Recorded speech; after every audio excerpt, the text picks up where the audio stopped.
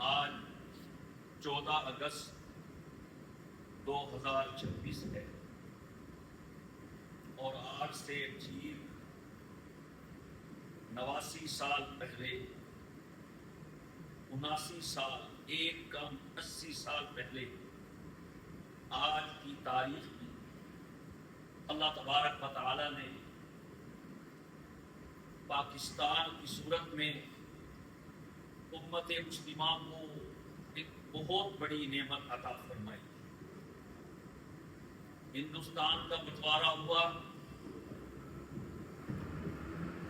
اور اس کے نتیجے میں ہندو الگ قومیت شمار ہوئے اور انہیں الگ حصہ دیا گیا، اور اکثر مسلم آبادی والے علاقوں کو پاکستان بنا دیا گیا۔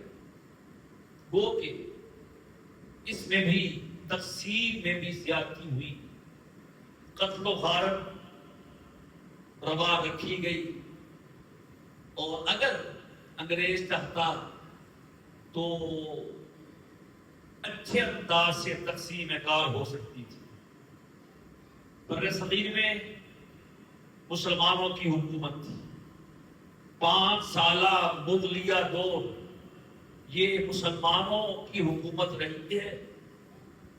پھر ایسٹ انڈیا کمپنی کی صورت میں برطانیہ یہاں آیا اور اس نے حکومت چھینی اور اپنی حکومت بنائی۔ کہتے ہیں کہ اس کی سلطنت میں سورج غروب نہیں ہوتا تھا۔ جب یہاں کے لوگوں نے آزادی کی تحریک چلائی اور اس میں ہمارے ہند کے علماء کرام پیش تھے، ایک دن میں 500 علماء کرام کی لاشیں اٹھاتے رہے ہیں ہند کے لوگ۔ شاملی کا میدان اس کی کھلی دلیل اور گواہی ہے۔ جب انگریز کو پتہ چلا اب مجھے یہاں سے اپنا بستر گول کرنا ہے تو وہ مسلمانوں کا اور ہند کا نقصان کر کے گیا۔ تقسیم بھی ایسے کی کہ ہمیشہ کے لیے مسئلہ کشمیر کو متنازع بنا دیا، اور آپ دیکھ رہے ہیں 79 سالوں سے انڈیا اور پاکستان کی جنگ، دشمنی، لڑائی کی بڑی وجہ مسئلہ کشمیر ہے، اور اس حد تک اس مسئلے کو پہنچا دیا گیا ہے کہ یہ کبھی حل ہونے والا نہیں ہے۔ لاکھوں کشمیریوں کا خون بہا دیا گیا، وہ سب مسلمان ہیں۔ پھر ادھر مقبوضہ کشمیر، ادھر آزاد کشمیر، ان کا مسئلہ ناقابل حل بنانے والا بھی یہاں سے جانے والا انگریز ہے۔ پھر تقسیم کار میں بھی خیانت کی گئی، زیادتی کی گئی، پاکستان کو بہت تھوڑا حصہ ملا جو اس کا حق تھا۔ بہرحال یہ تاریخی حقیقت ہے، اس کو جھٹلایا نہیں جا سکتا۔ بڑی قربانیاں دی پاکستان کے لیے۔ جس کی عمر 80 سے 60-8 سال زیادہ ہو، اس نے تو اپنی آنکھوں سے یہ منظر دیکھا ہے، وگرنہ اپنی آنکھوں سے یہ منظر دیکھنے والے دنیا سے چلے گئے۔ ہم نے براس گاؤں میں وہ کنواں دیکھا ہے سرحد شریف میں، جہاں سکھوں کا وہ گاؤں ہے، جہاں کی نوجوان بچیوں نے پاکستان بنتے ہوئے اپنی عزت کو بچانے کے لیے اس کنویں میں چھلانگیں لگا دی تھی۔ ہم نے اپنے اساتذہ سے سنا تحریک پاکستان کے دوران سکھ مسلم بچوں کو اوپر اچھالتے اور نیچے تلوار کی دھار کر دیتے۔ جب اس معصوم بچے کے 2 ٹکڑے ہو جاتے، کہتے یہ لو بن گیا ہے پاکستان۔ خیر سب کچھ ہوا اور لوٹے ہوئے پٹے ہوئے لوگ یہاں پہنچے، بیل گاڑیوں پر، ٹرینوں کی چھتوں پہ سفر کر کے پاکستان بن گیا۔ 79 سال ہو گئے، اللہ کی نعمت، اس میں کوئی شک نہیں۔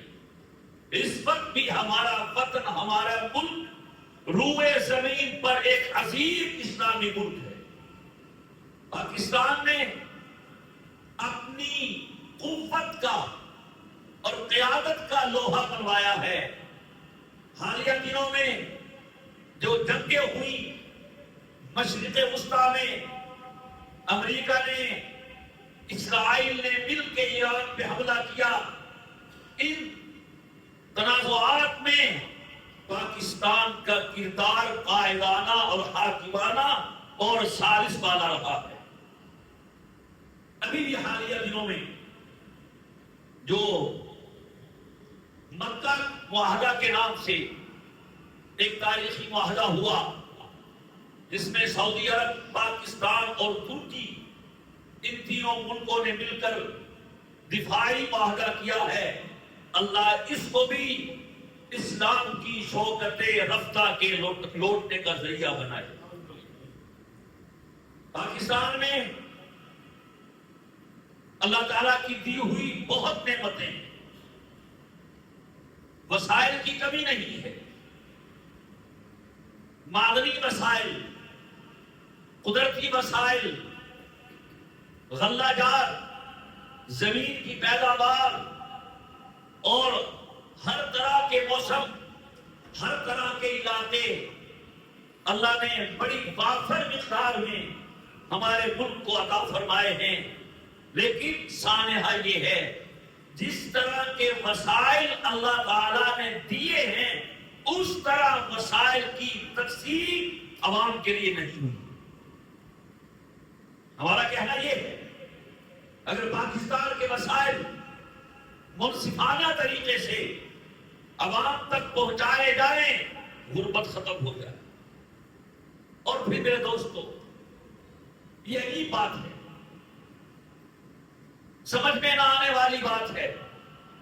پاکستان کی بنیاد میں اسلام ہے، پاکستان کی بنیاد میں کلمہ ہے۔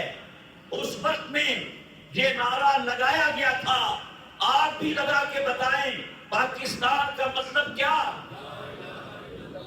کہاں ہے وہ لا الہ الا اللہ؟ جہاں نماز نہیں ہے، جہاں اللہ کے اوامر نہیں ہیں، اس کے منکرات فواحش کو روکنے کا کوئی سٹے باب نہیں ہے، کہاں ہے لا الہ الا اللہ؟ اور قرآن کریم نے اسلامی سلطنت کی، اسلامی حکومت کی 4 نشانیاں بیان کی ہیں کہ ہم جن لوگوں کو زمین میں اقتدار دیتے ہیں وہ 4 کام کرتے ہیں۔ کتنے؟ فرمایا الذین مکناہم فی الارض اقاموا الصلاة وآتوا الزکاة وامروا بالمعروف ونہوا عن المنکر۔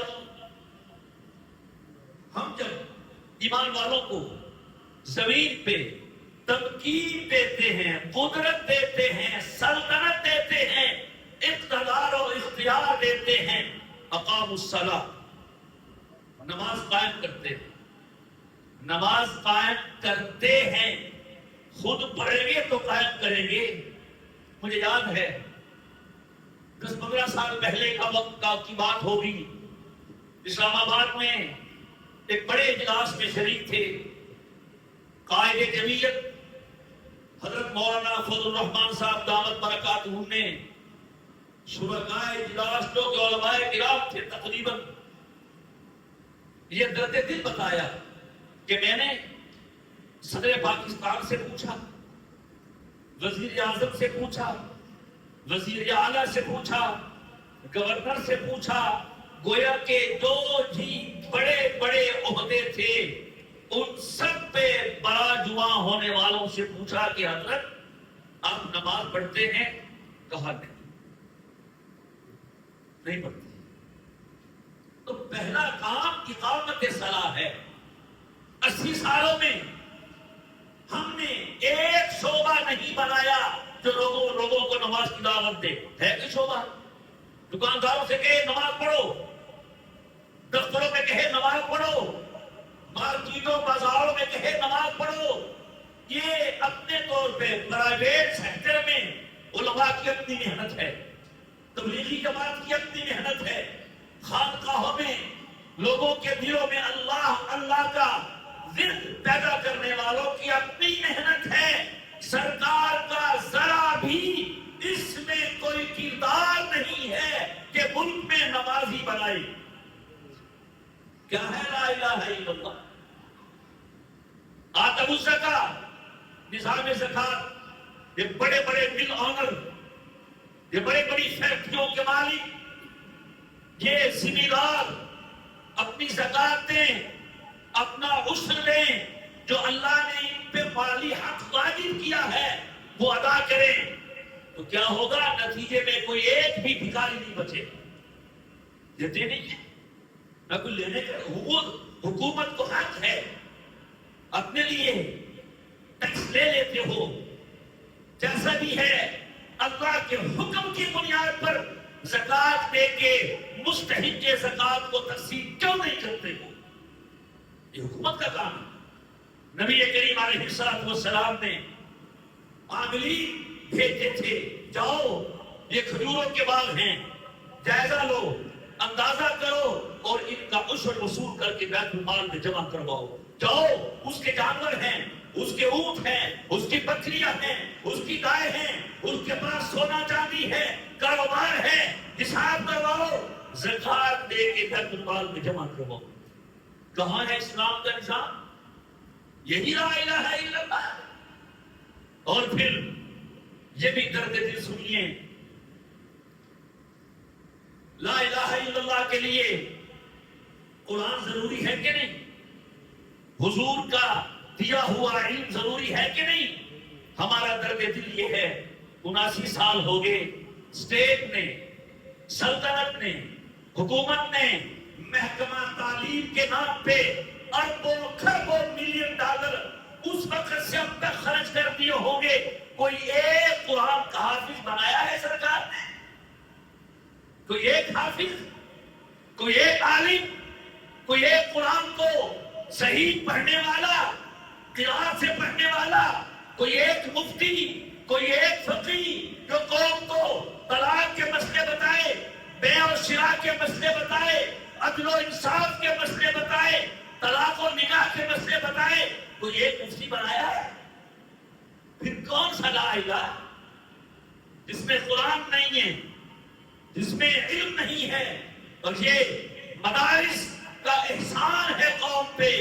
انہوں نے پرائیویٹ سیکٹر میں رہتے ہوئے اپنی مدد آپ کے تحت اور تمہارے تانے برداشت کرتے ہوئے، تمہارے الزامات سہتے ہوئے اور حکومت کی طرف سے ہر طرح کی مخالفت برداشت کرتے ہوئے بڑی خوش اسلوبی سے حضور کے سینے کے نور کو اور آپ کے علم کو نسلوں میں منتقل کر دیا ہے.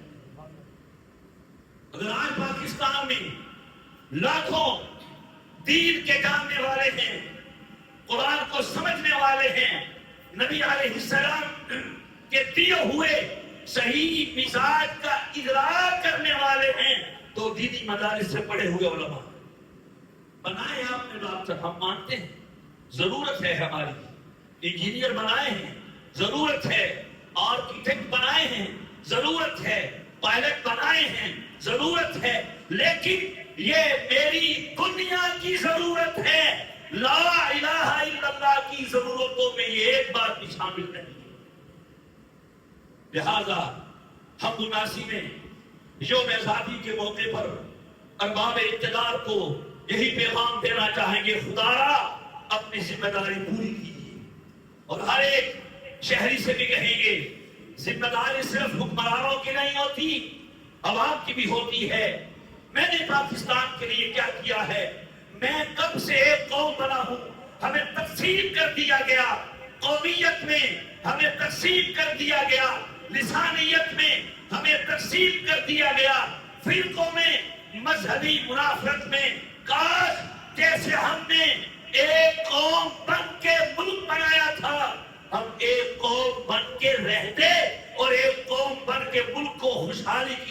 معطل کر دی. آج ہر بندہ پاکستانی بات میں ہے. کیوں ہے ایسے؟ وہ پنجابی پہلے ہے، وہ پٹھان پہلے ہے، وہ مہاجر پہلے ہے، وہ فلاں پہلے ہے، وہ اپنی دکان کا مالک پہلے ہے. اگر ہمارا ایک پاکستانی یہ تہیہ کرے کہ میں سب سے پہلے مسلمان ہوں، پھر پاکستانی ہوں، پھر میری کوئی شناخت اور حیثیت ہے، اس سے انشاءاللہ وطن عزیز ترقی کی راہ پہ گامزن ہو جائے گا. اور کرپشن نے ہمارے ملک کو دیپک کی طرح کھا لیا ہے، بنیادیں کھوکھلی کر دی ہیں. اور پھر آپ داد دیجئے دینی مدارس کو، جنہیں قوم کا ایک ایک پائی بچا بچا کے رکھا ہے اور ایک ایک روپے کا حساب دینے کے روادہ. سرکاری خزانے لوٹے گئے، رشوتوں کا بازار گرم ہے. ایک وقت تھا رشوت چھپا کے دی جاتی تھی، اب سر عام دی جاتی ہے. اب اس کو حق زحمت کہا جاتا ہے. جاہلیت دفتروں میں سر عام، بھائی میرا حق ہے کس چیز کا؟ زحمت کا. میں اٹھتا ہوں، فائل نکالتا ہوں، ریکارڈ کھولتا ہوں، تو تم سرکار سے تنخواہ کس چیز کے لیتے ہو؟ رشوتیں عام ہیں، کرپشن عام ہے، ظلم کا دور ہے، عدالتوں میں انصاف نہیں مل رہا ہے. بہرحال یہ آپس کی بات ہے، لیکن دشمن کے سامنے الحمدللہ ہم ایک ہیں اور سیسا بلائی دیوار ہے اور نہیں. اس میں کوئی شک نہیں ہے. پاکستان بناتے وقت علماء کی دو رائے تھی. ایک رائے تقسیم کی تھی جس میں حکیم الامت حضرت تھانوی، علامہ شبیر احمد عثمانی، مولانا ظفر احمد قاسم عثمانی، مفتی شفیع عثمانی دیگر اکابر تھے. انہوں نے نہ صرف پاکستان کی حمایت کی بلکہ پورے ملک کے دورے کیے، کمپین چلائی اور تحریک پاکستان میں بھرپور کردار ادا کیا. خود قائد اعظم محمد علی جناح کا کہنا ہے اگر اشرف علی تھانوی اور ان کی جماعت مسلم لیگ کا ساتھ نہ دیتی پاکستان بنتا نظر نہیں آتا تھا. ہو گیا.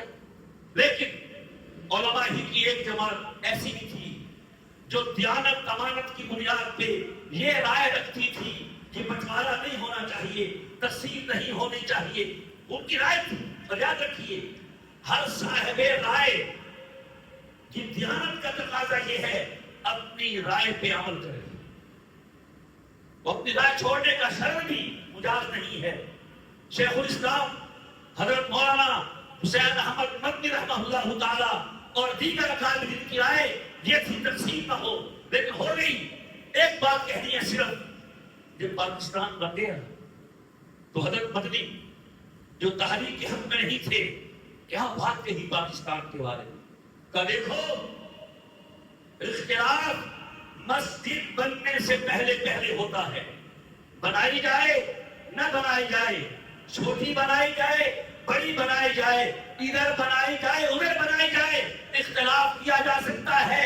جب مسجد بن جاتی ہے پھر کوئی اختلاف نہیں ہوتا. میرے نزدیک پاکستان کی حیثیت مسجد کی ہے. اب پاکستان بن گیا ہے تو سب کو اس کا تحفظ کرنا ہوگا. یہ ہمارا پاکستان ہے. اللہ اس کو قیامت تک باقی رکھے، قوتوں میں اضافہ فرمائے. ہر ایک کو، کوئی حکمران ہو، کوئی اسٹیبلشمنٹ ہو، کوئی مقننہ ہو، کوئی نافذہ ہو، فوج اور پولیس ہو، عدلیہ ہو، عوام ہو، جو بھی ہو، ہر ایک کو پاکستانی ہونے کا حق ادا کرنا ہوگا. میں اپنی جائیداد تو بنا لوں، بنگلے تو بنا لوں، جزیروں تو لے لوں، لیکن پاکستان کی جڑیں کھوکھلی کر کے چلا جاؤں تو مجھے ایک رب کے سامنے پیش ہونا ہوگا، جواب دینا ہوگا. خدا کرے ہمارا مستقبل ہمارے ماضی سے اچھا ہو اور ہمارا حال ہمارے مستقبل کو اور روشن کر دے. آئیے پاکستان کے اس 79ویں یوم آزادی کے موقع پہ عزم کریں کہ اے اللہ اب تک جو ہم نے کوتاہی کی سو کی، آئندہ کوئی کوتاہی نہیں کریں گے. آپ نے پاکستان کی صورت میں ایک بہت بڑی نعمت عطا کی تھی، ہم نے اس کی ناقدری کی ہے۔ اے اللہ ہمیں معاف کر دے۔ ہم عزم کرتے ہیں، ہم ایک ایک فرد اپنی بساط کے مطابق، اپنے دائرے میں رہتے ہوئے، اپنے استطاعت کے مطابق ہم پاکستان کی خوشحالی میں، اس کی ترقی میں، اس کے امن میں حصہ لیں گے اور پاکستان کو خوشحالی اور ترقی کی راہ پر گامزن کروانے میں اپنا اپنا کردار ادا کریں گے۔ اللہ تعالیٰ وطن عزیز پاکستان کی حفاظت فرمائے، اسے اندرونی بیرونی خطرات سے محفوظ فرمائے۔ واحد ایٹمی ملک ہے، اللہ اسے امت مسلمہ کی قیادت کی توفیق عطا فرمائے۔